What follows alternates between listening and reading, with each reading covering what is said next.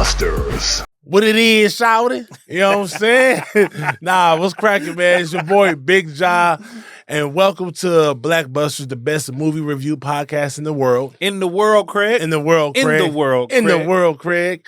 And like I said, shawty, man, I'm your boy, Big Jazze, and my co-host. So, since this here movie that we doing today, this is actually that I'm doing.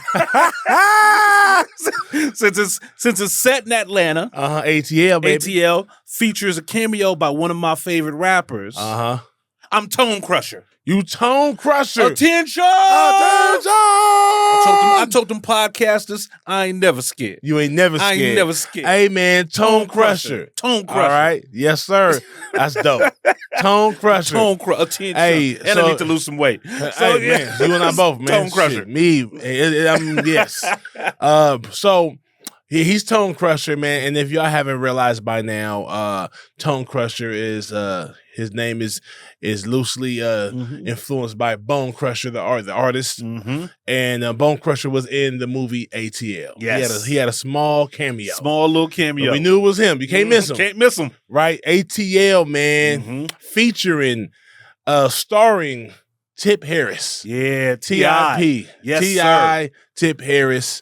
Also Lauren London. Yes. You know what I mean? Evan Ross as young brother Anthony or Anton. You gotta love Evan Ross. You gotta love Evan Ross. He did his thing, man. Written by Tina Gordon and Antwone Fisher. Little Twan Fisher. Little brother Twan. You know what I'm saying? Brother Twan Fisher. Little Twan Fisher. Yes, sir. Directed by Chris, the illustrious music video director, Chris Robinson. Yeah. He's the director on this film. We got Jason Weaver. Jason Weaver, man. I love Jason Weaver. He's a beast. I'm a Jason Weaver stan. I rock with him. I'm realizing, like, I was watching it and I was like, damn, man, he's cool. Yeah. Like, I don't really, like, geek out over celebrities, but I'm like, man, I'd love to hang out with Jason Weaver. He's an interesting dude because I feel like he knows almost everybody in the industry. He's been in the industry so long. Forever. Yeah. And like, to be a child actor, damn if he don't seem well-adjusted, super cool, you know? Like one of those like black actors that's universally liked. Yes. Like there are some that like everybody loves no matter what. Jason Weaver is one of those types. This is why I think that is. He hasn't done consistent a lot of work, and I think that works in his favor. Yeah. He's he's lived life. Yeah.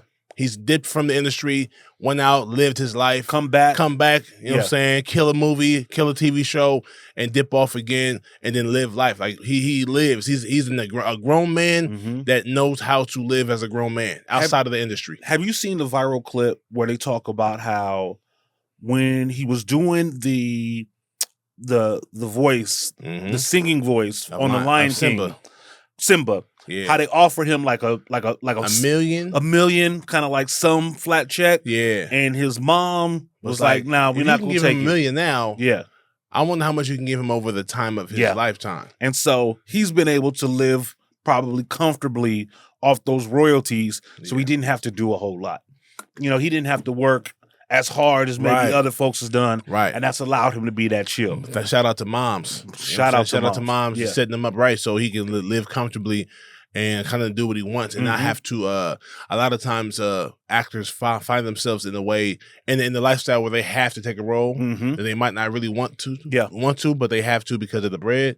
I don't think he's taking a role that he doesn't want to take. And he's one of those actors, you know, like some actors are very much a part of the city. Like we think about like all the LA movies, like that guy, homie, you know what I mean? Like he's like, if it's an LA movie, he's in it, right? I feel like that's how Jason Weaver is with Atlanta. Like, you know, if it's an Atlanta movie, he should be in it. He should be in it. Because he's the mayor. He's the mayor of Atlanta. He's that guy, man. Jason Weaver, man, shout out to you, brother. Man, he's a dope artist, dope singer, dope, man. Great talent. He's done a lot. Yeah. You know what I'm saying? And he's under the radar because he's not the number one name. He's not even the number one name on this project, but he should. I mean, I love this character. He always does well. Yeah. In all the movies that he is, whatever his part is, you come across believing that A, it's authentic. He's always seems like he's the character. He's hella believable. Always super likable. Doesn't seem to be like doing too much. Right. Even though all of his characters be kind of doing too much. Yeah. Right? You know. But you know that guy. You know that guy. His name is Teddy in the movie. Yeah. Like, you know a Teddy for sure. You know a Teddy. He's good. Man. He's good. Jason Weaver playing Teddy was dope. Yeah. I mean, we got T.I. playing Rashad. He's the lead. Lauren London, the love interest, Nunu. Anton Ross. Evan Ross played Anton Swan, the little brother. This is a dope film. Pasadena's own Jackie Long. Jackie Long, man. Yes, sir. Oh, and he murdered his character. Jackie Long was great. I really feel like he's underrated. I feel like that he doesn't get the Let me say this before I make this statement. I want to say this beforehand. A lot of times, these actors don't have the same aspirations that the fans have for them. True. And I don't know what else he's involved in. True. He could own 10 Starbucks and we don't even know. Yeah. He could be a part of a whole lot of other things, producing other projects and whatnot, writing. When you don't see him as much as I would want to, you start thinking like, damn, well, I wonder why he doesn't work as much. Is he underrated? Do people overlooking him? He might just be in the background because he wants to be. And I think a part of it is when you get into some of the films that we've covered, they're definitely Black cinema movies. Right. Now, we've done some movies that have been like kind of big budget and stuff like that. Right. And the problem is that because there's only so many of those movies that get greenlit, there's only so much work available for these guys. That's true. Jackie Long, in my opinion, could 100% be a leading man. For sure. Right? Like, he's handsome, Indeed. He's articulate, he's a great actor. Right. Like, I could see him doing damn near everything Michael B. Jordan has done. Easy work. Yeah. Right? But I think it's that. Like, it's a product of, like, sometimes these guys choose to work or choose not to work or there isn't the opportunity. Yeah. But when they do shine, they shine. And he shined in this movie. Oh, yeah, man. I think the cast was amazing. And the cast is very realistic. Let's break it down, man. T.I. is Atlanta. I believe he's born and raised there. He's so Atlanta. But he's from Atlanta already. So him playing this character, he was basically playing himself. Yep. Shout out to him. He still did a good job because his character he had to be vulnerable at times. He had to do a lot of different things in his so, character. I think he did a great job. I believe this is his first project. I think it might have been his debut. Yeah, his debut, and I think he shined in it. I'm sure that has something to do with Chris Robinson, the director, really working with him and getting him to where he needed to be. And that's dope. I've seen Lauren London in like music videos. Yeah. But this might be her debut as well. It might have been her debut. I think this predates this Christmas. It does. I believe. Maybe this Christmas was her first. Let me see. Yeah, let's figure it out. Let's see. This Christmas. I'm looking forward. They're giving me all of these other movies. Hold on. Give me one sec. Yeah, no worries. Let me just click on Lauren London. It'll tell me exactly what she's doing. I'll go to her filmography. Yeah. But like, this is very early into her career. Yes, very, very much early. So if I go into her filmography, this is her first. So 2006 is ATL. 2007 is This Christmas. Oh, yeah. So it's her first. Her first, man. And she did a great job. I believed her as Nunu. And I love, so the writer, how they wrote these characters, I feel like the cast definitely fit the character. Because Lauren 100%. London is, to my knowledge, she's from L.A., and she's a West Side chick. I think she went to Hamilton High School. Okay. Now, I'm not sure if you know about like those type of schools. Oh, yeah. The Hamilton High Schools, the Westchesters. Yes. Those are the girls, the hood chicks that got a little class to them. A little bouginess. Yeah. Or a little, their parents... They live on the West Side. They might be from Culver City. Yeah, they go to Hamilton. They go to Westchester. Yeah, they go to Bernard. Yeah, St. Bernard's for sure. Right? You know what I mean? Like maybe Uni. Yeah. Palisades. It's Palisades for sure. Right. You know what I'm saying? Yeah. Cut She's a Palisades type chick. Hamilton High School. Yep. Yeah, Westchester. And I know those type of girls, and she definitely fits that personality. Like kind of like she's not a punk. Yeah. She's not she's not stuck up. She a little hood. Yeah. But she got a little structure to her, a little class to her. I went to school with I went to college with a lot of girls from Westchester. Yep. You know what I'm saying? Yep. Where it's different. Going to Westchester is different from going to Washington. 100%. Or Fremont. 100%. Dorsey. Especially when you're pretty. Yeah, exactly. Like the pretty girl from the non-hood high school has a totally different experience than the pretty girl from the hood high school. Exactly. The pretty girl from the hood high school is like, to me, like meeting the piranha tank. Yeah. Right? Yeah. Like everybody on them, from their classmates to the guys around the hood. Right? Yeah. So they're usually harder. Yeah. And harder exterior. Still pretty, but like they don't always get princess. Aggressive with a rejection. Aggressive with it because they need to be. They gotta be. You know what I'm right? saying? But they don't get saved the way the girls from the outskirts do. Right? Like, you know, they have a little bit more, I don't want to say a lighter load, because again, we're not talking about that, but it's just like her life as a person, Lauren London's fit Nunu very well. Because Nunu's character was she was seen as a super ghetto girl, right? Big ass earrings, chewing bubble gum all the time, like smacked her teeth, loud. Hey, what y'all doing? And she had her little ghetto homegirls, the twins, the ghetto twins, and they was great too. But was Nunu fake? No, she was a wannabe. But I don't think she was fake. You don't think she was fake? No. Okay. And I'll tell you why, because we'll get to that in a minute. Okay. I'm tossing that out there now. Just as a fun debate. At first, I thought so. Only reason why she was fake because she lied. Yeah. You know what I'm saying? So if to answer your question, let me go back and think. She might have been a little fake because she wasn't telling the truth. I think about it as in like a volume knob, right? Which is Nunu is her with the volume turned all the way to 10. Right? But her father, her life, and her lifestyle kind of required the knob to be set at 7. Right? So it's the same kind of girl, but like when she's in Nunu mode, right? You know, where she's more comfortable, maybe she's even more herself than what she is. So it's just like, you know, and did she lie? Oh, well, not telling the truth, not leaving information out of a scenario is very, very close to lying. So this is so important. And we'll get in as we kind of go through the narrative. But since we're here, it's almost kind of like, did she need to tell anybody that she was rich? I'm going to keep it 100. It might even be in her best interest not to. That's what I'm saying. Because if you go into the hood all the time to the South Side and niggas know that you're a millionaire or you come from money, you don't know what type of dudes might come at you. Right. You don't know what type of girls might come at you. Let me come to your house. Let me spend the night. And then next you know, you getting robbed. Unless there was something that was in the script that didn't make it to the movie, I don't recall her ever telling a lie about who she was or where she was from. She just didn't say anything. There's a point in time where he didn't ask, but he kind of like made it. Rashad, T.I., Rashad's character, he was driving her home. Yeah. And then she said, pull into the parking lot. And it was right by a bus stop. And she like, my bus gonna come in like an hour.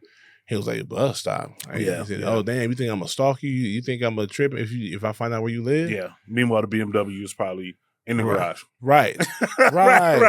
Okay, I get that point. So she could have told him there was an opportunity to tell him right then and there, but she didn't.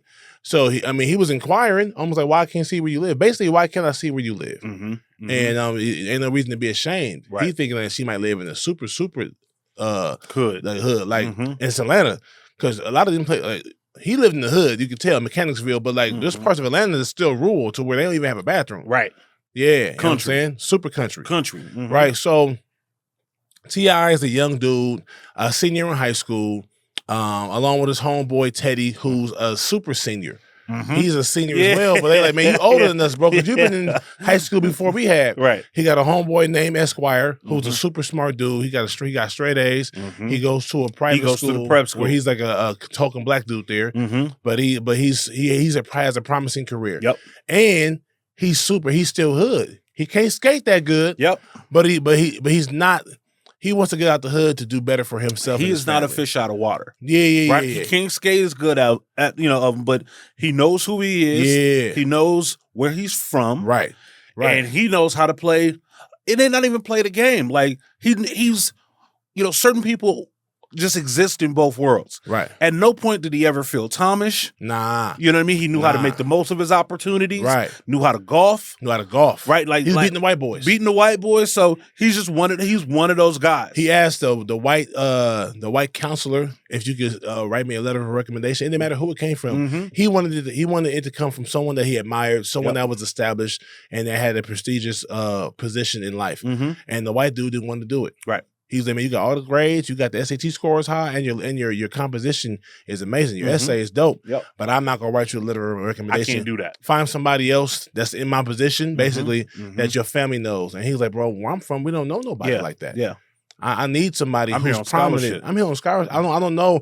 I don't have uncles and aunties and neighbors that do this. That are lawyers and doctors and stuff like that. So he found a way though, and it was genuine. Like a true hustler. It was genuine. He wasn't shady. Yeah. He wasn't duplicitous. You know what I mean? Like, you know, he knew this man's background, knew his resume, right, and didn't do too much on the initial. Esquire was the most solid nigga in the movie. Yep. I'm gonna keep it 100. The most solid nigga.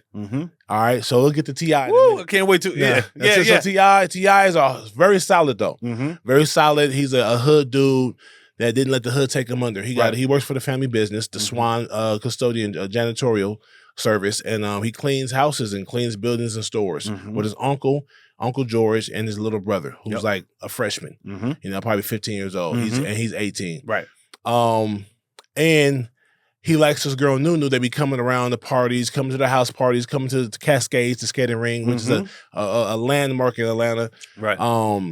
And they flirt, but he don't really pull the trigger, and neither does she. Yeah. She's waiting for him to make that move, and he hasn't, so she starts applying pressure by being in his face all the time. He plays it well. He knows who she is, but he ain't pressing her. Right. He ain't up on her.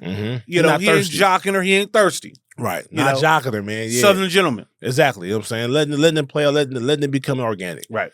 And so Cascades, they go to Cascades sometimes twice a week. Sundays for sure, maybe even a Wednesday. Yep.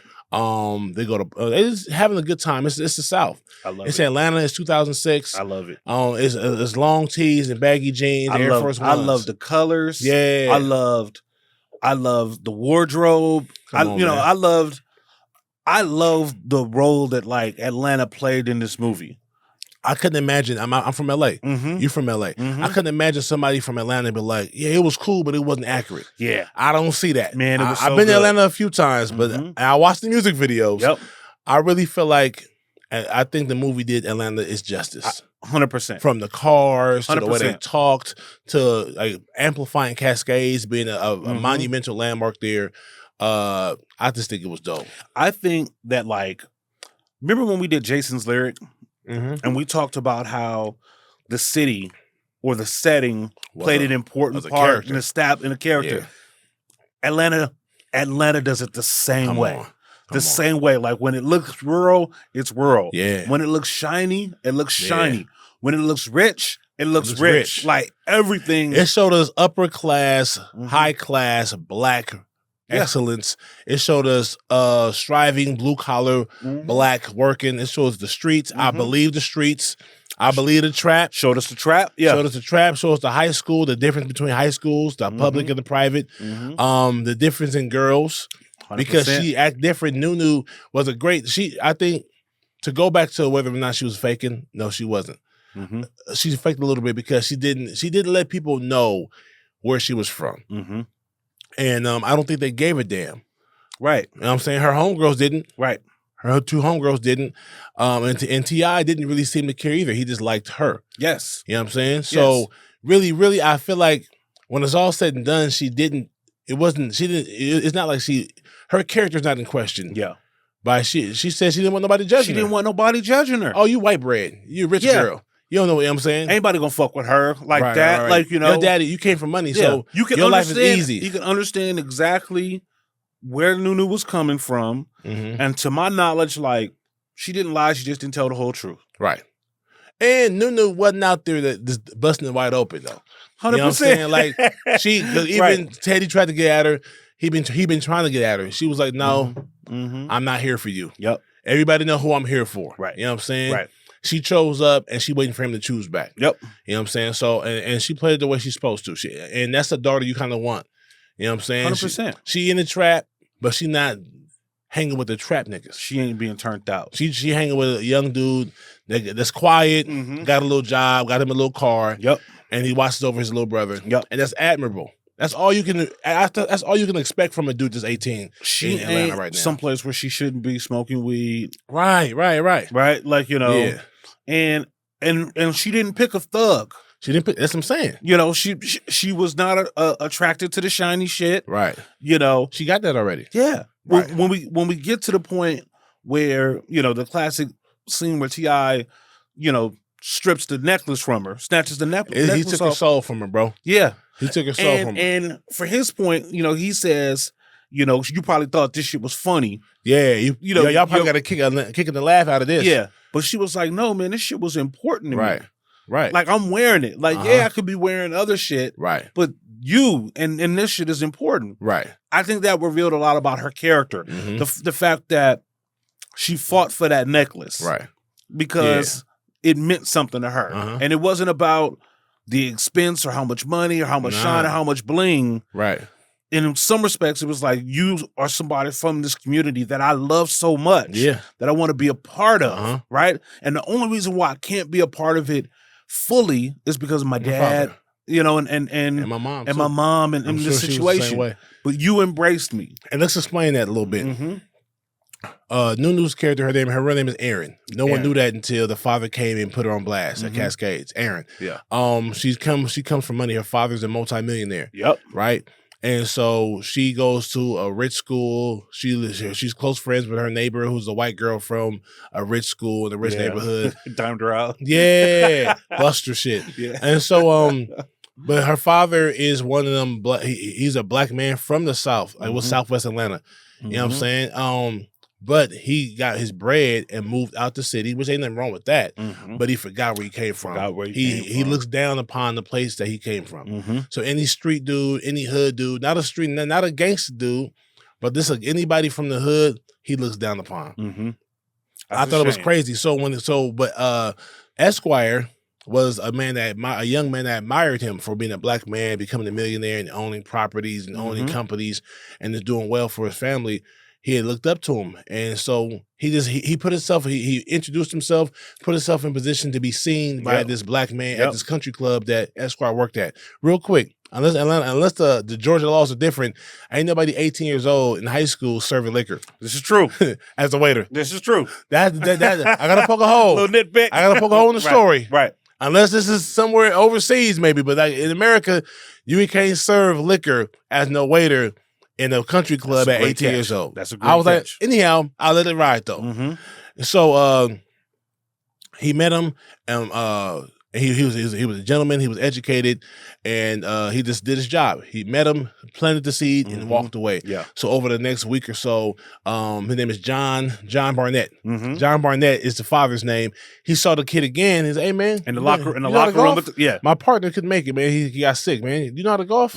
And that's how they bonded. Yep. And so he took a liking to him, Esquire, organically. He was just being himself. Yep. And he says, hey, man, if I can do anything for you, let me know, man. I like you, young brother. Matter of fact, you can't. Yeah, man. All I need from you is a letter of recommendation from a prominent person such as yourself. And he said, I got that for you. And he wrote him a letter. Yep. And I like the way this story was told because it intertwined the two. You can think it's happenstance, right? But because it's black Atlanta and it's rich Atlanta, there's ain't too many black people there. So the fact that Jackie Long's character, Esquire, ran into John Barnett, who has a daughter that goes to the trap. Yep.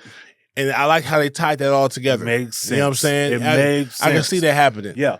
You know what I'm saying? And I even like the fact that, like, you know, at first I was like, is Esquire wrong for not immediately diming out Nunu? Nah. And I don't think he was. Nah. I think as a testament to his character, I think he understood the nuance of what's happening here. As somebody that is from the trap in Atlanta, living in their world, going to their prep school, working at their country clubs, I think he's the only one uniquely qualified to understand what Nunu is trying to do. Right. Like they're both trying to do the same thing. It's dope how they had that scene. They were setting the table. They had that scene, bro. And I'm like, it's a good scene. Yeah. Whoever wrote they wrote the scene, but like the scene was dope by two good actors, and it showed them like they had a moment. Mm-hmm. It was like hood versus privileged, mm-hmm. and they were trying to swap. He wanted to be privileged, Yes. not like stuck up, out of touch, but like he wanted a better life, and she wanted a more realistic life, a life that wasn't set for her. She wanted to be able to make her own decisions, meet her own people, and fall in like or love with the dude that she wants to. Right. And his best friend's like, man, you ain't shit. Mm-hmm. So what you know? You're talking about you fake. I'm not fake. I'm from the trap. No, you're not. First of all, yeah, your daddy is. Your dad. Well, my daddy is okay. And he's from the trap, so I'm from the trap too. Yeah. She wants to be connected to something realer than what her father can provide right now. That's not a real life. You know, everything. A silver spoon is not what most people want. When they have no other real life experiences as a young 15, 16, 17, 18-year-old kid, right. a young person. So she wanted more. And he thought that, I think he was a little too upset at her. Yeah. You know what I'm saying? Yeah. But maybe he also, he might have felt like she was field tripping. This is also you accurate. Out here field tripping, but you coming down to the zoo and looking at us, and not knowing that I would love to be amongst my people. Right. I love to go to school amongst black kids, and he's looking at her like, oh, you fake. Right. You just want to. It's easy to come down here, and chill amongst the peasants, and then go back to your rich house. And ironically, you doing the same thing, Esquire. Right. Right. Yeah. You know, like you doing the same exact thing while you out here golfing. You know, with Brad and Chad, right? Like, you know, you field tripping as well, right? Yeah. Like, you know, so we both the same, yeah. You know, we and I think Esquire came to understand that. I think especially when she shows up at the crib, I love that scene. Yeah. I mean, that was dope. When she shows up at the crib after the big reveal, right? And we're jumping around the narrative, but but it's flowing, right? All the homies, I didn't recognize what it was. And they all maybe kind of recognized that T.I. might have been tripping a little bit. Yeah, it was tripping. Right? Because let's talk about that. Yeah. T.I. was in his feelings, bro. He was in his feelings. Young Rashad was in his feelings. He felt, I get it, he felt a little stupid. I got the little white bread chick I'm falling in love with. I'm buying her gifts and shit like that. He probably felt inferior, and he shouldn't have. Yep. He probably felt like, oh yeah, you come down to hang out with the little ghetto boy, I get you this chain, but you probably got 15 chains like that that's way more expensive, and you probably look at me like I'm charity. You don't need me. You don't need me. And it's weird though, but they kind of showed you what kind of person he was throughout the film. There was a time where she was in the room looking at his drawings, and he was kind of hesitant to even tell her about it because he didn't believe in himself. He didn't think he was worth anything other than being a janitor. He was saving money up for his little brother. To go to college. That's crazy. As opposed to him going to college because you next, man. You about to graduate in 3 months. Yeah. And so it also showed you what type of young woman she was because she was trying to encourage him. Yeah. You can do whatever you want, man. I think you're special. Yeah. And he didn't see that. She said, I wish you could see what I see. It was in the car chilling. That was great. It was some good hood. That was great. Some good hood. That was great. Drama, love story, bro. What kind of skater am I? You said you can tell a lot about a person, you know what I mean? Yeah. I love the way that played out. They high school kid at the end of the day. So Lauren London did such a great job of, you could see the conflict in her. Right. Am I going to tell this man what I really think? Yeah. That you special. It's such, you know what I mean? Yeah. And Rashad had probably never heard anybody say that. He said, I don't know about. He was on some Mac Daddy shit with how I skate. You know what I'm saying? She thinking oh, she about to blow my ego up, and she did. Yeah. But she hit him with you special. With a real one. Oh, and he was like, whoa. That made him uncomfortable a little bit. A lot of hood niggas ain't never heard nothing like that before. Or hence his parents passed away some years ago. Him and his uncle loved him, but his uncle was bitter in his own life as well. Listen, he don't really have nobody telling him those things, those type of affirmations. You feel me? So getting that from this young girl, he's like, man, I don't know about all that, but I appreciate it. But you know, I don't, you know what I'm saying? I ain't special. I'm just a regular dude. But then he started doing, you know, like the fact that like when the homies called the house, they was, what up, who this? Who this? Nuno. Yeah. Come on. They hitting them hard, you know what I mean? Yeah. For his character to buy a necklace meant a lot. Yeah. So I think it was the betrayal of it all. I think it's the like, damn, I thought I knew you, but I don't know you. Right. And, we're not built, like guys like me are not built for surprises like that. Yeah. Right? We can't hit the curveball. Right. Right? Like it's like we live in a fastball kind of life, and this is a curveball. And when we get thrown a curveball, we aren't necessarily equipped with the emotions that we need to be able to deal with that rationally. Yeah. So everything just becomes anger. Anger is the easiest. I gotta blame somebody. Yeah, it's the easiest emotion to grab. So Rashad gets angry at her, gets angry at Esquire, gets angry at the homies. You know what I mean? Like they knew nothing. Brooklyn. Let's talk about Brooklyn real quick. I love the fact they had a guy named Brooklyn that's sitting in ATL, because I didn't know this, but a lot of New York people moved down to North Carolina, the South, 100%. Atlanta for this better work opportunities. A lot of folks from Cali go out there. True. You know what I mean? Move to so Atlanta. The fact that one of their homeboys was Brooklyn, his parents probably moved down there. Or sent him from Brooklyn to New York, to Atlanta to be out the way, stay with his granny. And so I like that character for him. You know what I'm saying? And it was 4 different types of dudes. You know what I'm saying? And so it seemed like it made sense that Esquire and Rashad were the best of friends. You know what I'm saying? They seem to be more solid. And Teddy was Teddy. Teddy was Teddy. He just was Teddy. Yeah. When Tip kicked him off the porch, Teddy just got up.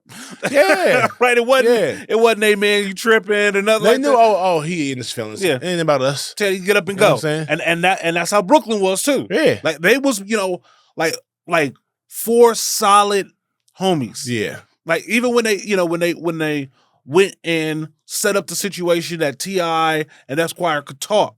And T.I. was on that shit. It was Brooklyn that stepped in. Yeah. Hear him out. Yeah, man. We homies. Homies, bro. Hear him out. And this is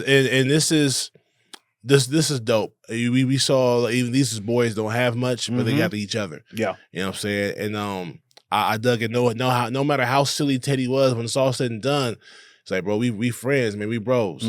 Like one thing I noticed is even when Esquire called T.I. or Esquire called Rashad, was like, bro, I need a ride to the upside, to upstate or upcity, to, you know what I'm saying, to the rich part. I got you, no problem, easy. You know what I'm saying? He supported them, dropped them off, waved at them, and dipped. You know what I'm saying? Dropped them off at school. Yeah, that was a part of the regular routine. You know what I'm saying? Dropped them off.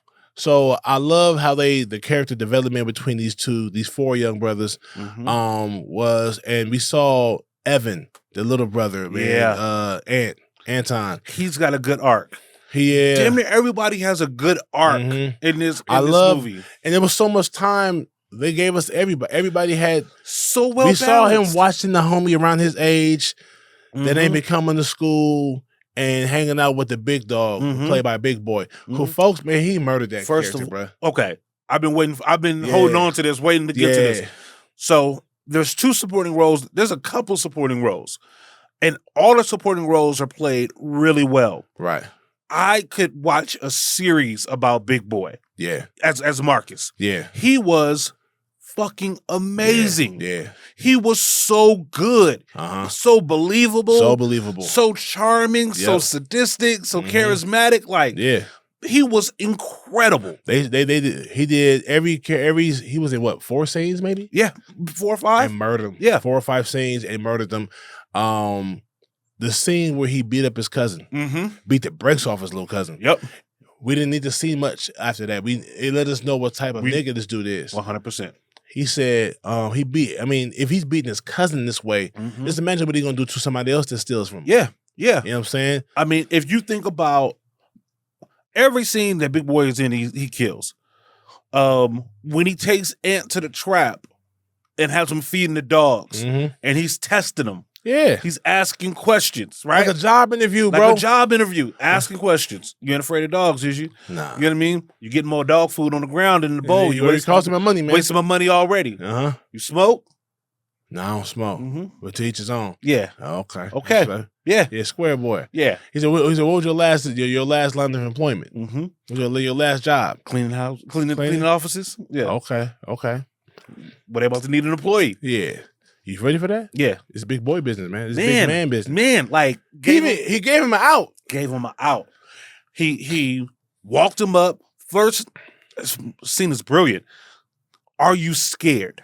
And you should have been scared. Yeah. Going into the den of pit bulls. Right. And they barking and they snarling and da-da-da-da-da. You know, first, like, if I'm the drug dealer, if I'm Marcus, are you scared? Nah, you're not scared. Okay? He's scared, but he walking through it. But he's doing it anyway. He got heart. Okay. Right. You know what I mean? Like, he got heart. Will you try to get the job done? The job is to feed the dogs. You ain't gotten it totally right. You know what I mean? Like, but I see you trying. But I see you trying. And then, are you a dope head? Do I have to worry about you getting high off the supply or cutting up? You know what I mean? Like, you know, nah, you good. Okay. You know what I mean? Part of the reason why he bails him out of jail when he gets caught, I think he sees him up until the point that he shows that he's not a good employee. Right.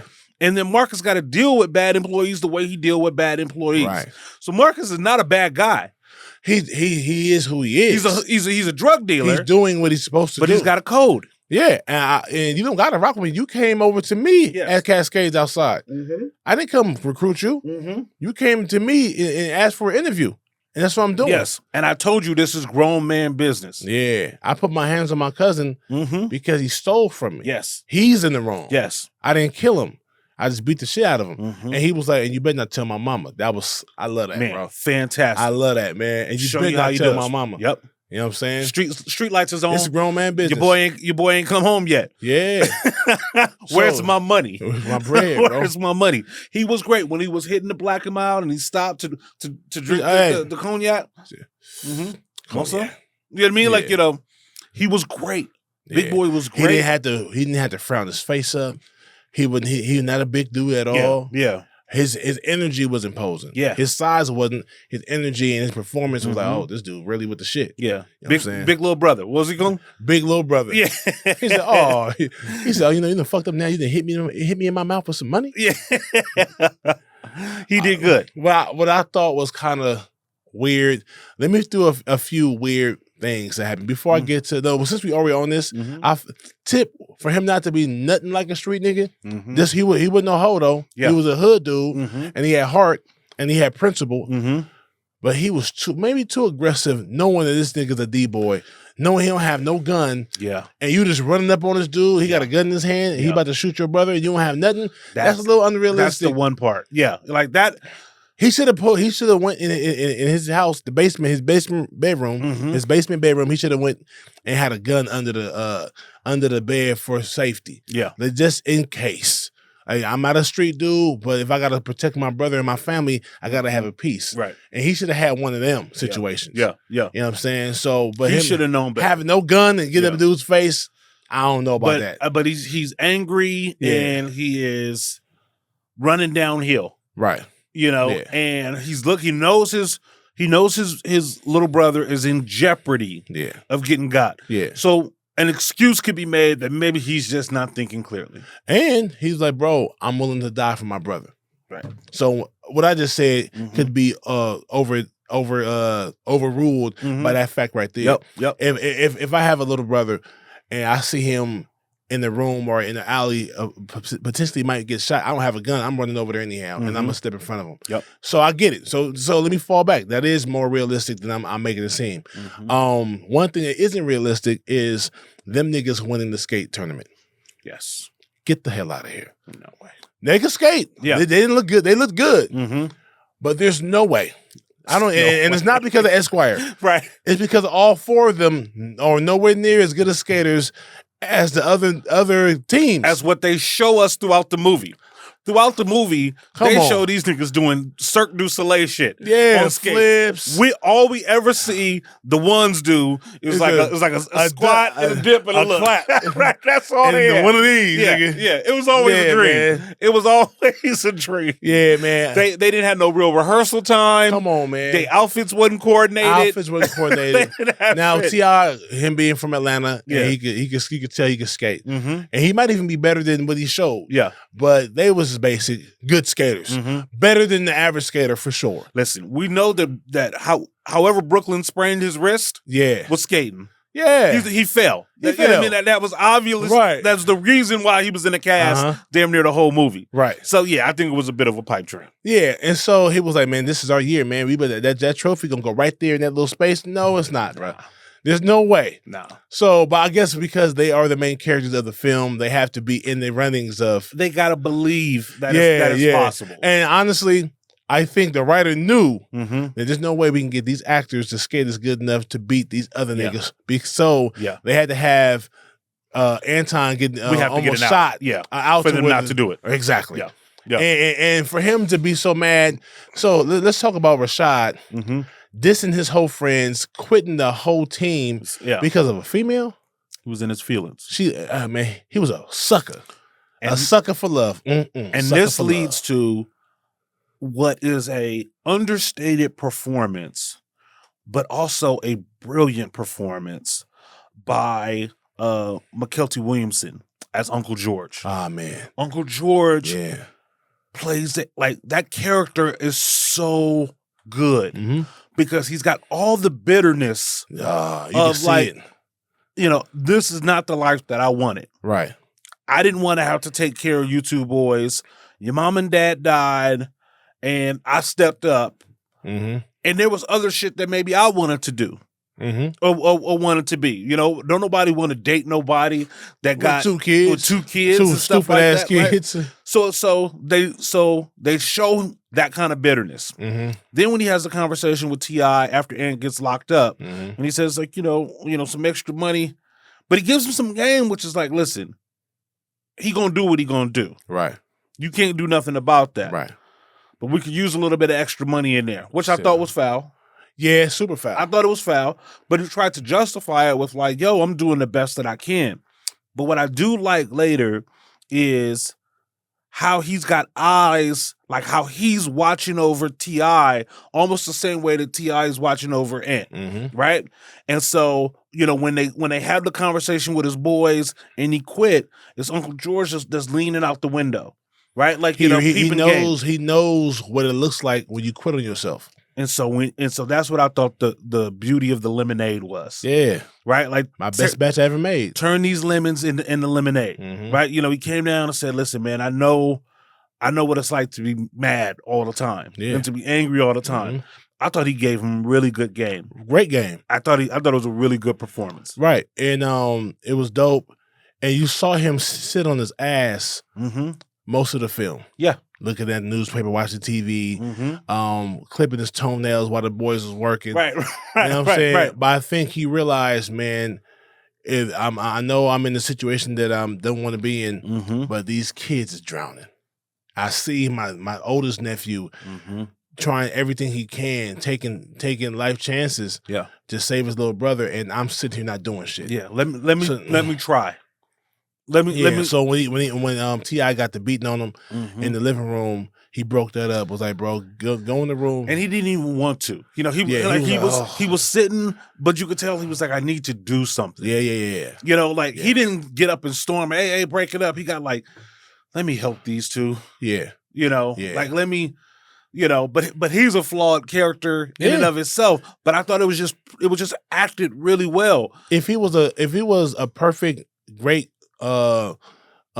citizen as an uncle, it wouldn't be as powerful, right? In my opinion, right? You know, this is a guy that's not a bad person, but he's making bad decisions based off his bitterness and his resentment towards himself and the hand that he was dealt. Yeah, with his sister passing and having to take over guardianship of the two boys that he didn't ever have to plan on doing. Yeah. And he already wasn't responsible. You know what I'm saying? So he's kind of forced into a position that he didn't really ask for. And even like when he comes downstairs into you know Rashad's basement / room, he goes, I haven't been down here in a while.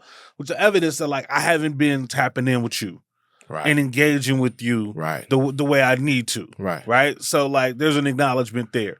But I thought he played that character so well. Yeah. And again, like the character required some subtle stuff. Mm-hmm. He couldn't be overbearing, couldn't be bombastic. Yeah. He had to be kind of like hiding the cereal in the bedroom. Hiding the cereal, knowing tacky, my nigga. It's exactly 2 bowls left. Right. You know, 1 bowl a day max. Right. When he came downstairs and had that talk with Rashad, that was dope. And that was exactly what Rashad hasn't been getting. Yep.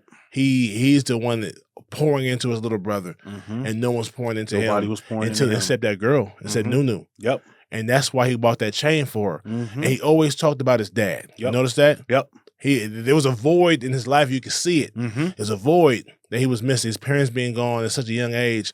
And he had to basically be the father. He had to father himself and father his brother. And they showed a couple of shots of like his parents in like picture frames. Yeah. Right? Like, you know, to really kind of drive home the void. Right. You know, the thing that was missing. Just really like well done. Yeah.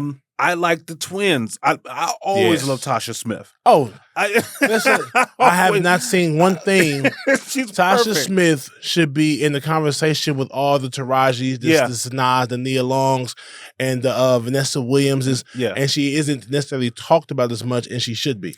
But one, she's beautiful. She looks amazing. She's always gorgeous. Always looking great. And she plays that Real Housewife of Atlanta bitch to the T. Yeah, right? sassy, like, sassy. And I know she could play other. Yeah. But I think in her mind, she probably like, man, this is what they got me at. Yeah. I'm a knock this roll around. I'm good. I'm really good at this. Right. Yeah. Like I'm really good. Like the same way Jason Weaver is really good at being Atlanta. Yes. I'm really good at being fucked up Atlanta mom. Right. Right. But she was the ghetto mom, but she was in the ass.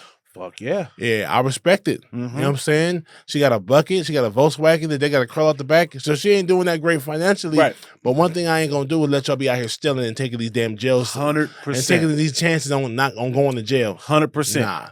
I'm in your ass, and I'm embarrassing your ass. Yep. In front of everybody. In front of everybody. I'll whoop your ass when we get to the house. Because you out here stealing. Yeah. I don't raise no thieves. Right. Exactly. I don't raise we no might thieves. be poor. We might not have it all. Yep. But we're not out here stealing. We ain't thieves. Right. Exactly. I love that. I love that. Yeah. And she showed up at the rink at old folks night. Right? Like, so she was still, so looking fly as hell. Mama gotta have a life too. Right? Mama gotta have a life too. She's on that. Yeah. Hey, what would have been cool? Well, I'm gonna say this for the end. So we talked about Cascades. We talked about how they would never be a skating team championship team. We talked about Rashad being way too in his feelings. Yeah. And he didn't even let Esquire explain. I get it, he's mad. I don't even want to hear you. Esquire should have forced it, bro. She asked me not to say nothing. Right. Because she wanted to tell you on her own time. And she slow dragged. She Yeah. should have told him. Yeah. But she tried to. He said, I don't want to hear no more bad news. Yeah. My life is toe up right now. She left it out. And then Esquire and Nunu left enough breadcrumbs in a random interaction for T.I. to pick up on what happened. He was like, you knew. Because again, like, first of all, Nunu was out of pocket asking about Esquire. Yeah. Man, subtle. If your new lady is asking about your best friend randomly, you ain't never asked about it before. You ain't never asked about see Esquire? Yeah. She should have lied and said, I got a cousin I might want him to meet. That would have been everything she cool. She needed something. But she froze up. Yep. And he thought it was awkward. He was like, Yeah. On her part, he know Esquire, that's his dog. He not going to do that. That ain't who Esquire is. But why are you asking about it, though? Yeah. Okay. Yeah. Nunu, this is where she was a little bit like outside of her comfort zone. Yeah. Because she would have been able to tell just simply how Rashad responded to her if he had had a conversation with Esquire. Right. So she didn't even need to out herself by asking, have you had a conversation with Esquire? Right. It would have been obvious that they haven't. Right. Which means that now would have been the perfect time to go, can I pull you to the side? Great. I've beat Esquire to the punch. Yeah. Right? Like he hasn't said anything. I tried to tell you the other night, but you weren't it wasn't the right time, but I need to talk to you now. Right. Right? Boom. But she kind of played herself. She played herself. And then I noticed one thing where they were at the skating ring and the father pulled up. Pops, John Garnett pulled up and snatched her up. T.I. didn't even say nothing or do nothing. And Teddy was like, but you just gonna let him take your girl like that? Right. Nigga, he's a man he's a young man that respects authority. Yeah. And respects this is the girl I like, but this is her father. Clearly it's her daddy. And I'm no match for this. Yes. But when it comes to his little brother, I mean whoever's snatching him up, I'm in your face. I'm in your face. I saw the difference. The polar opposite of how he reacted. At that point it was out of his control. Yeah. Your daddy coming to snatch you up, I'm not gonna get the way Ain't nothing I could do. I respect him. You know what I'm saying? And so he was a solid dude. My only issue with him was how he flipped on his homeboys like that. Yeah. You know what I'm saying? I'm not gonna skate with y'all. I'm done. I'm done skating. He was in his feelings. Like a little sucker, a little buster. Like a little buster, a little heartbroken little buster. Yeah. And so he's emotional, right? There's a couple of things that I thought were interesting. Like, I'm sure somebody, mommy and daddy, is coming in the Cascade all the time, pulling the kid out. That ain't supposed to be for sure. Right? Like, I'm sure it's not unusual. Look at the place. It looked like a spot where you probably don't want your kid at. Right. I'm gonna keep it 100. Yeah. And if your daughter is 15 and fast, she done snuck out to be there, to get there. So there's that part. And then the other part is that, like, the way Esquire came and stood up, not so much stood up to the dad, but I took a lot of fucking guts. To give the recommendation letter back and to tell this man something about himself. Yeah. You know what I mean? Like, he didn't disrespect him. He didn't call him Uncle Tom. He didn't go ghetto on him. Yeah, he didn't, but he just said, man to man. Yeah. You know young I mean? man to older man, like, bro. I'm trying to be like you, and I hope when I do, I don't forget where I came from like you did. Yeah. And I think maybe your daughter needs to know where you came from. Yeah. That's dope. Solid. That's super solid. That was solid. And then he went back and told Tip. He went back to Rashad. I took the letter back. Yeah. Hoping he do that for me. No, I did it for myself. I did it for myself. I want to let you know that I'm not a turncoat. I'm loyal, bro. I need to get mine the right way. Right. And so this shit is dirty enough and messy enough for me to be like, nah. You know what I mean? Like, I'm trying to be straight with you, bro. Yeah. Right? You may not forgive me, you may not understand, but next year when I get to Brenton, Brenton. I don't want you to think that I got to Brenton off this shady shit. Right. You know what I mean? Like, I don't know what's gonna happen with you and Nunu. Right. But just know you my nigga. I gave the shit back. Yeah. I'm sorry. Yeah. He did all the things a homie's supposed to do. Right? Like, I apologize. I'm sorry. Yeah. I knew about it. Right. I gave the letter back. Yeah. I did it for myself. Nah, man. The movie is dope. ATL is solid to me, bro. I feel like these kids growing up in ATL did a good job. Even the dumbass little brother thinking he wanted to be a dope boy. Yeah. And he tasted it. Yeah. And realized this ain't what I like. I don't like this. Man. You know what I'm saying? But sometimes he got a second chance at life. Yeah. You know what I'm saying? Because he was done. Yeah. You know what I'm saying? He didn't last a month as a street nigga. It's true. That's like 2 weeks. And he finally gave in to the little. First of all, do they be having high school narcs like that? High school undercover niggas? So here's what I think. And this is probably like the movie got cut for time. He served homie. I think he served homie. And homie, like a dumbass, took the shit and put it back in his locker.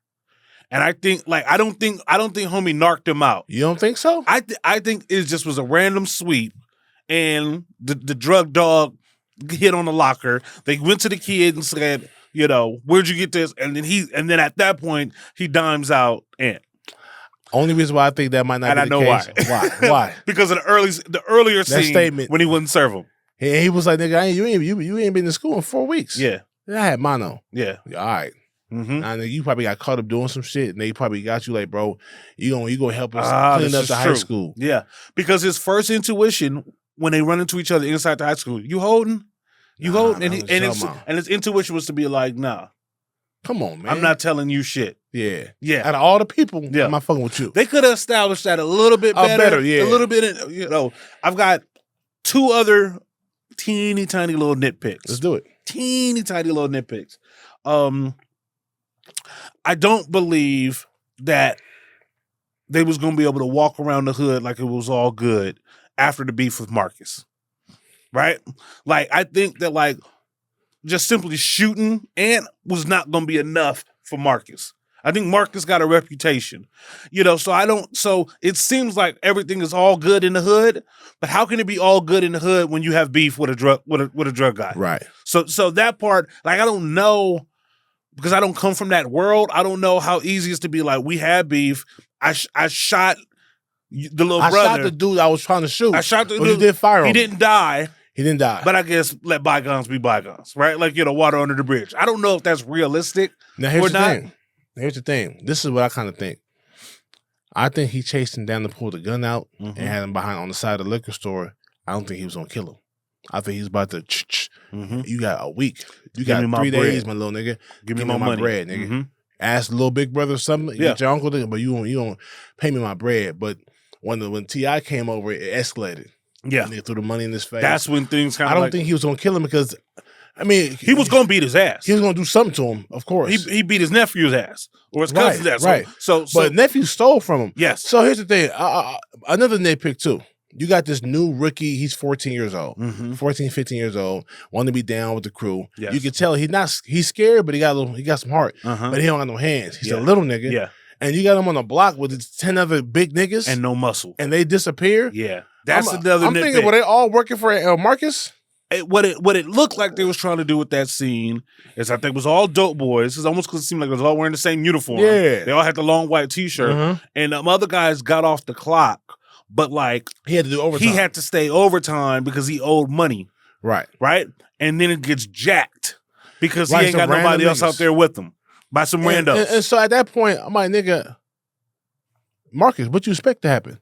This nigga's a high school kid. He's a little nigga. He ain't carrying no pistol.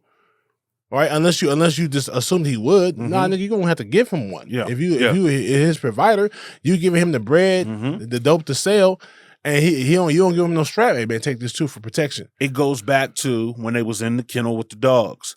You costing me more money.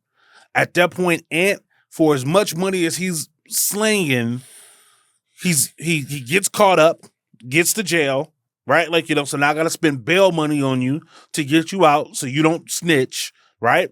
And then you got to work overtime to get what you lost. Yeah. You know what I mean? And while you work overtime, yeah, you get your knot. To take it. What's interesting is, and this is kind of going back to whether homie was the snitch, we don't know whose locker that was. Like that could have been Ant's locker. I think it was. Right? Like, with all the work in there. Yeah. Right. Okay. So you think that was Ant's locker? Okay, that makes sense. I think the nigga was a snitch. And snitch, and he got all the weed. So yeah. Yeah. So now Ant he's down for what was confiscated. Yeah. He's down for what I spend to get you out. You got to work overtime to pay that back, which is part of the game. That Marcus said as much. It's part of the game, right? Part of the game, bro. And then you get robbed. I don't think you get killed for some niggas robbing you. Right.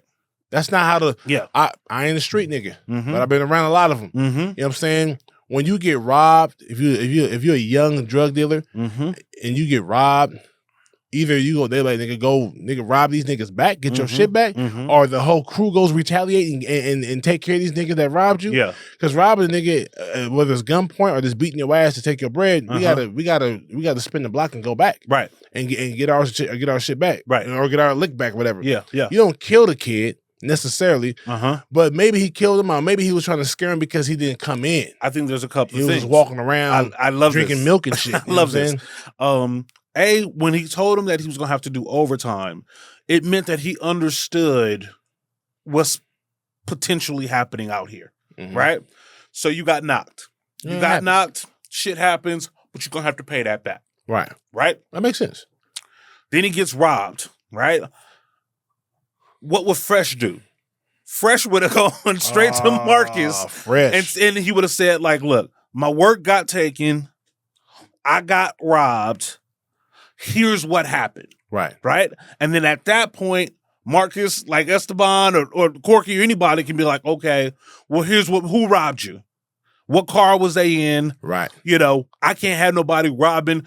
You fucked up. You out here without no muscle.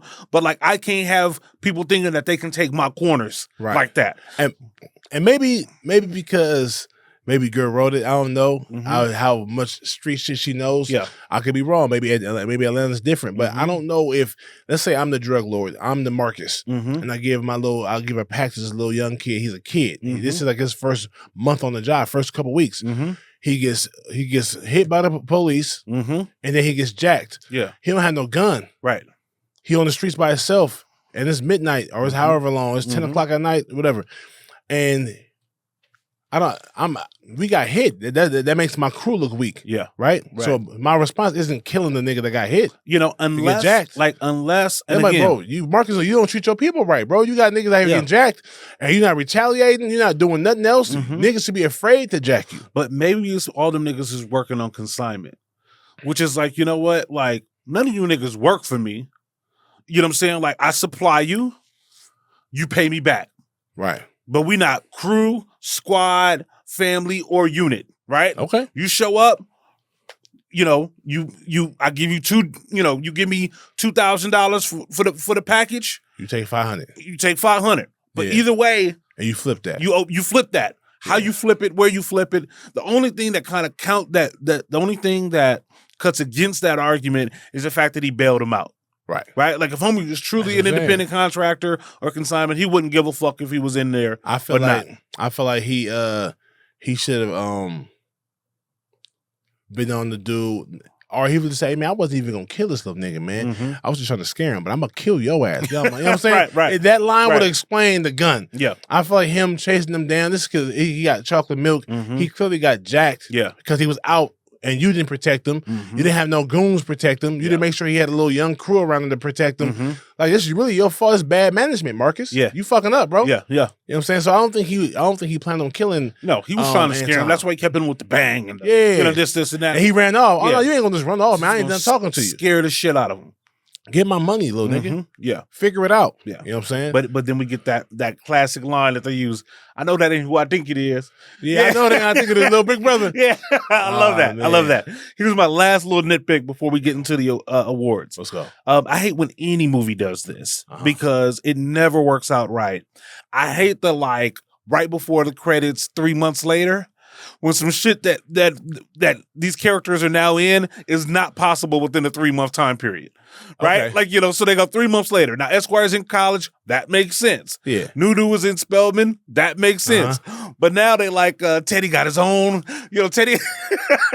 Right. Now, he owns his own business? Yeah, Teddy owns his own business. How? First of all, he was a high school nigga. Here's the thing. I know my cousin was making tattoos when he was in high school. Yeah, my cousin was that nice with the tattoo gun. So folks was going to him to get their tattoos done. And he was like 18, 17. Yeah. It's possible that he could be doing grills at a young age. If one of the homies, it's the hood, so you can have this young kid, he's 18. Well, actually, he was 21. If he shows skill and promise. Nice. Yeah. Matter of fact, I went to the Slauson to get my grill, and the dude that did my grill was this little Asian dude. I don't know how old he was. Right. He can't be no more than, he got to be less than 25, for sure. But I didn't mind. Esquire's in college. He's in college. That's good. Yeah. Nunu's in college, Spelman. That makes sense. Evans, it's the new year. Yeah, he's back in school. He's back in 10th grade. Yeah. He's doing this thing. Yeah. We might not say, like, Rashad don't have his own comic strip in the newspaper. Right. Yeah. 3 months later.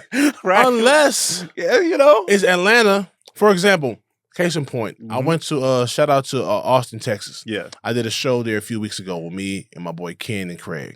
Right. And we went to a radio station, the only black-owned radio station in Austin, Texas.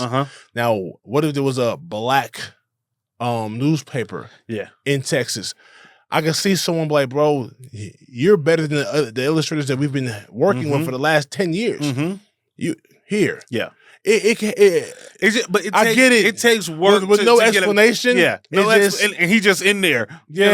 With his own, you know what I mean? 3 months. Yeah. Uncle Charles, Uncle George. Uncle George, quit the job. I mean, he quit. He didn't quit the job. He quit going online dating and went to church and found his lady. Yeah, got a lady. Nice. Yeah, got him a big girl. Yeah. That's there. It's all there. Yeah, it just it just always everybody's doing well.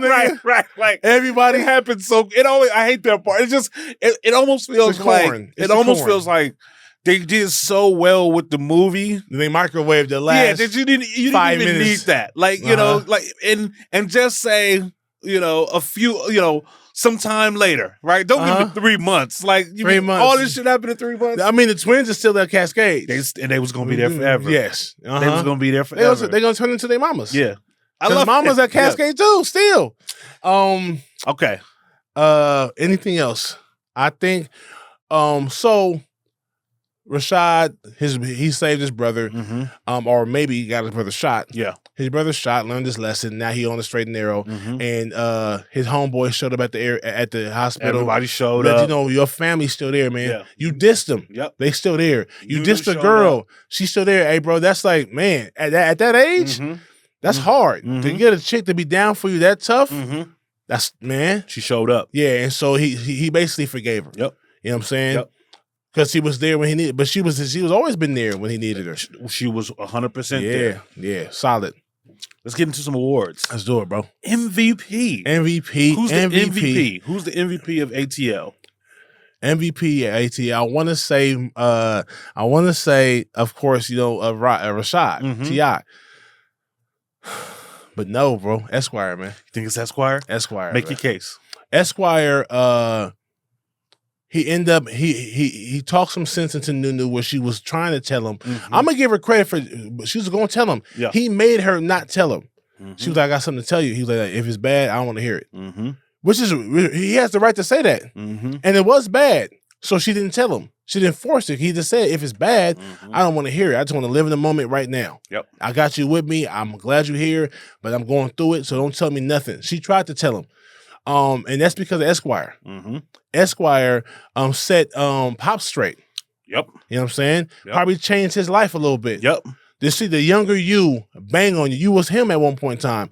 This is, you know how people say, what would you say to your younger self? What would your younger self say to you? Boom. That's fire to me. Fire. You know what I'm saying? I love that part of the movie. Yep. I love his character because he stays solid the whole way. His only chink in the armor is he can't skate that good. Yep. That's it. That's it. That's it. But he can skate. His takeoff is trash. Esquire is the MVP. Yes. And I'm gonna give you a couple of reasons for the now and a couple of reasons for the future. If there's any future relationship between Rashad and Nunu, it's because of Esquire. Boom. Because whatever Esquire said to Pops helped the argument that Nunu tried to make to get to Spelman. Right. Right? Facts. So bam, he takes care of that, right? In the future, it's going to be Esquire that's going to help everybody get their shit off, their dreams off. Yeah. Right? Like, you know, like Esquire is going to have the connect to help Rashad, to help Teddy, to help Ant. Right. He's going to be the multimillionaire. He's going to be the multimillionaire. And his partner's going to be there too. To finance Teddy. He's going to help Teddy get his shot. Brooklyn he's going to own his own food spot. His own chicken spot. Own wings. He going to help him. You've been a manager at the Wingstop for years. You want the franchise. Here's the franchise money. Yeah. You know what I mean? Like, you know, boom. Rashad, you want an introduction with the folks over at Random House or Penguin Books? Boom. A guy I went to college with. Boom. You know, works there. We're going to help you get your book off and get your own comic book. Yes. Even your own chain of comic books. Yes. And the Pops is going to allow his daughter without pushback to date Rashad. Yep. Because for one, she's in love with the dude. And for two, he going to realize I respect this young dude, Esquire. Yep. And this is his best friend. Yeah. Boom. And if you take the time to not judge him off the book, off the cover, and realize that this dude's a hardworking kid, he taking care of his brother and his uncle. Yep. And he's getting his money legal. Yeah. He's saving his money. He's got a strip in the paper. Come on, the paper that interviews me regularly. We don't know if it's the Atlanta Star or like the black version, but whatever it is, I'm syndicated. I'm in the newspaper. Yeah. Esquire is the glue. He's the MVP. Bro. He's the MVP for sure. LVP. Who is the LVP? His ex. You think the ex is? She was down bad. She was. I felt bad, and she was bad. She was like, damn, damn. Yeah, she was down. But she was just like, I felt so bad for it. Your mama ain't never home. Yeah. Oh, that was a cold. Oh man, my mama ain't home. Maybe you want to come by it? Yeah. Dang. Then he hit her with the platonic homeboy. Yeah. Your mama ain't never home. Yeah, she took L's and with no recovery. No recovery. I will give you another candidate for the LVP. Hold on. Go ahead. Nunu's mom.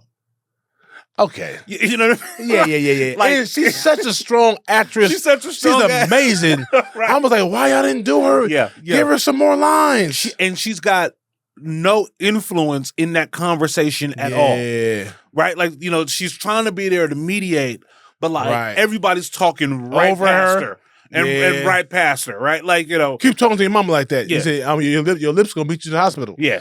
That's like, hilarious. That conversation is basically between Nunu and her dad, with like the mom just kind of being. What would have made her more relevant and more valuable is if she was there, because she's the one that told John, look who's here to come visit you. They play tennis, and she overheard the conversation. Yes, and to give us a 2-minute scene where she's like, "Yes, baby, I remember you used to be so blah blah blah blah. He reminds me so much of you. You know what? That would have made her very important. Oh my God! You know what would have been perfect? It would have made her important if she had a conversation with him. I forget what his name is. What is his name? Esquire? Not Esquire. John, the daddy. John Garnett. John.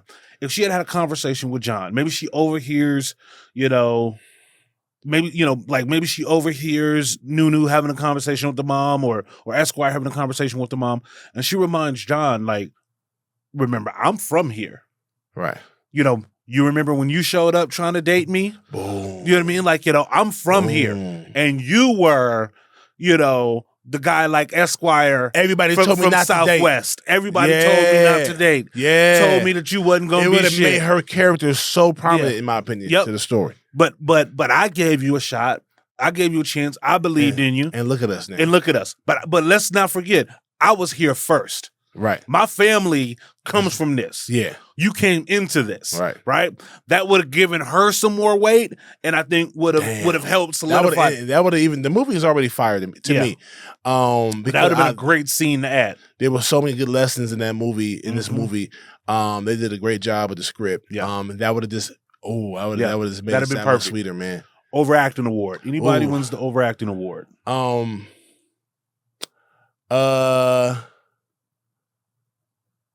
We don't have an underacting award. Okay, that's great. Maybe this should be the first underacting award. And that's T.I. Yes. He underacted. There's sometimes where he's supposed to emote, he didn't emote. Yeah. He might have been like, nah, dog, I ain't crying, my nigga. I ain't doing that. Nah, he didn't cry not one time. Yeah. There's a few times in this film where he should have shed a tear. I got misty. It's almost like he was too much tethered to T.I. Right. Which is like, like if you were a better actor, but he's still like, but I still got to be T.I.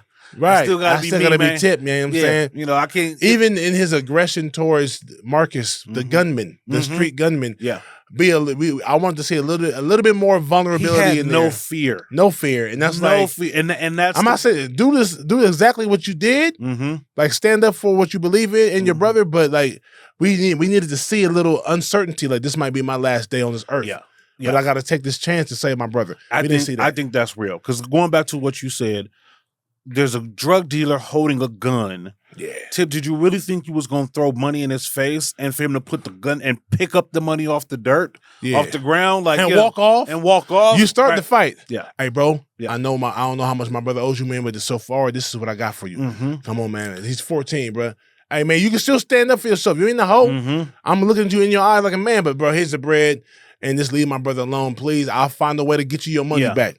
I promise you. Even if there was a side scene like the one in Jason's lyric, where you know how Jason confronted Tretch, you know what I mean, and like they kind of fought like on the side.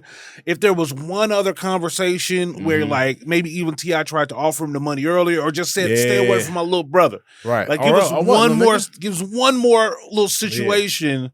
To pull that together, that could have been helpful. Right. The underacting goes to T.I. T.I. Overacting. Tasha Smith. Well, it ain't a bad thing. It's just overacting. Her character is supposed to be over the top. Yeah, and it's overacting, but because I know for sure, I got women in my family that are like Tasha Smith. Yeah, it's not. She's acting accordingly to that type of character. Yeah, maybe it's Jazze Pha. Jazze Pha? Yeah. Always. Everything is grand though, that's the award. Whenever they cut to you could tell that they were happy that they got him in the movie. He was doing his music video shit. But he was always, he's the DJ Khaled before DJ Khaled. 100%. 100%. Over actor and shit. Okay. Is there a horrible person? Remember a couple of months ago we did like the horrible person award? Like, is there somebody that's a really bad person in this movie? No, not even Marcus. So. Yeah, I think we got Marcus. Mostly decent people. Marcus. Now, if Marcus came to and pressured Antwone to sell drugs for him, that's different. Yeah, if he was predatory when he first walked up to him, it was like, Germs, homie. You know what I'm saying? I ain't gonna shake your hand. I don't know you like that, Germs. Hey, but I see that my cousin brought you around. So let me try you out. I need some new soldiers anyways, since you're already interested. Let's see. Yeah. You know what I'm saying? I'll have to give you one more before we go to the fist. How is this movie different if Fresh is Ant? Hey. I'm gonna start doing that in every movie. Nah, real shit. if Fresh is the most impressive young hood kid. Yes. A little, I gave him a little bit over Michael from The Wire. Yeah. It's Fresh, Michael from The Wire. And, I mean, it's Michael from The Wire, then Fresh a little bit. Yeah. He was just so smart and so calm, and we saw him being so vulnerable. He was scared half the time. Yeah, he was always. Yep. He was always bright-eyed, but he kept his composure, and he studied. But I'm not scared no more. He's scared, but I'm not. You scared, but he had heart. Yeah. So if Fresh was Antwan Swan,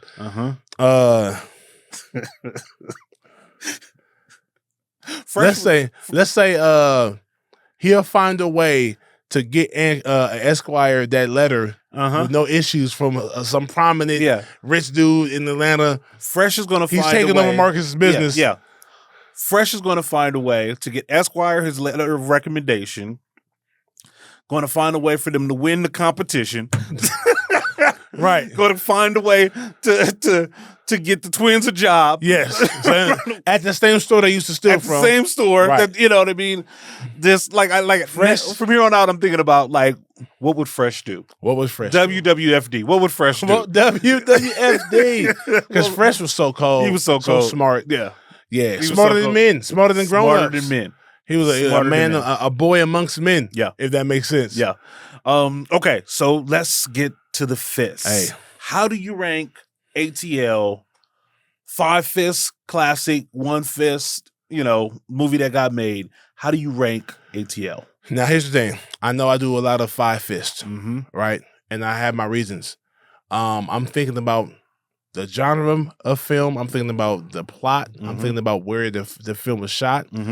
And I'm thinking, is there a better film, is this like a Southern drama, coming of age type film? It's a 5 fists for me, bro. Yeah. I feel like from the actors, from the storyline, it's a very regular storyline, but it's very realistic. I can see a man that's worth millions that has his black daughter going to rich private schools, and he wants nothing but the best for her. He wants her to be around scholars and future lawyers and doctors. So it makes sense that he wouldn't want her to be with a guy from where he's from. Yeah. You know what I'm saying? On some Uncle Tom shit. That's the real thing. Right. I felt it was real, man. I felt that it was entertaining. I loved how the soundtrack was dope. You know what I'm saying? Oh, man, Goody Mob. Come on. Oh, the soundtrack was amazing. We didn't even talk about that. We didn't get into the soundtrack. On, man. It was Goody so Mob, dope. From like, Luda to Goody. Man. Hey, Goody Mob doesn't get their man, they don't get the love they deserve, bro. Hour. Come on, man. Like the poetry, the music, the harmony, the CeeLo. Yeah. Crazy, man. Authentically Atlanta. That's what I'm saying. And where are you going to get a better film than that? And I'm jealous to that end. It's one of the things that I'm jealous about as a LA native, because our LA native rappers, for the most part, had to be affiliated with a gang. They couldn't just be LA. Right. Like, you either had to be LA Crip or LA Blood, right? You couldn't just be like, I'm from LA. Right. And the ones that were didn't get the push. Like Skilos. Like Cube has gotten away with not being right. That's because he came out in the 80s and he came out around gangbangers. Yeah. You know what I'm saying? But everyone else had to. In Atlanta, these guys get to just be musicians from the A. Yeah. Like Luda don't have to be nothing. Right. Goody Mob, Killer Mike, You know, like they just get to be from the A. They The culture get to love allows the that. city. They just get to be like, I'm from the A. You know what I mean? And so OutKast. Like I love that, right? Like I love that. And so that part, like I wish LA the street politics musicians didn't get involved in that. Yeah. It didn't corrupt. Right. That. You know, if like, you know, God rest his soul, like Nip could have just been from LA. Yeah. Right? You know, Yeah. but again, it's just like the music that comes out of LA, like Kendrick, I guess, is an example. Kendrick. Because Kendrick doesn't openly bang. No, he doesn't. We know where the people around him are from. Yeah, exactly. But he's not in it. He doesn't do street rap. He doesn't do gangbang rap. Not at all. Schoolboy Q. So maybe, you know, Schoolboy Q is a gangbanger, but his music doesn't really depict that. It's just, you know, but these guys can't be LA. You got to be from a neighborhood. Right. It can't just be I'm from LA. I'm from It's getting better now. Much better. Because even with the Vince Staples, he's a gangbanger, a gang member. Yeah. But his music is so big, much bigger than gangbanging. I love Vince Staples. Right. Like, hard. you know, he's one of like I would love for them to just be able to represent the city. Yeah. Right? Just you know, the same way New York rappers can just be like Brooklyn. Yeah. We from Brooklyn. We from Queen. I just be like, man, we from LA. I'm not from South Side. I'm not from East 6-0. Side, I'm not, Side, you know what I mean? I'm from Los Angeles. Exactly. You know. Exactly. Okay. It'll get there. So this movie has everything that like a 5 Black Fist movie for me needs. It's got great characters. It's got great acting. The city is a great character. Yes, sir. The music is amazing. The performances are awesome. The story is a little wonky, but it does not take away from the fact that like this is a 5 Fist Black movie. Nah, right. It's it's one of those movies that like it's a time capsule. It makes me feel nostalgic. It makes me smile. Yeah. It's fun. It's light. It's early 2000s. Yeah. It's like I want to compare it to some of the others, but you know what? Like pound for pound, it does exactly what it's supposed to do. Right. And I'm not disappointed with this movie at all. It's a classic. And I bet you if we were born and raised in Atlanta, it'd be without doubt a question. For sure. 5 Black Fist. I agree. Yep. I agree. Boom. I love it. Yeah. That's it, man. That's it. That was a good one. There's more, There's of a lot course, more. but we're gonna leave y'all with that, man. We enjoyed this, man. ATL was dope as hell. Y'all did y'all thing, man. Shout out to all the actors, producers, and directors and writers. That's it for this episode, man. Catch us next time, man. BlackBusters. I'm your host, Big Ja, and my co-host, Attention! Tone Crusher. Tone Crusher. I ain't man. never scared. You ain't never scared, man. Me either, man. Yeah. Holla at us next time, man. Be good or be good at it. We out of here. Pum to the max.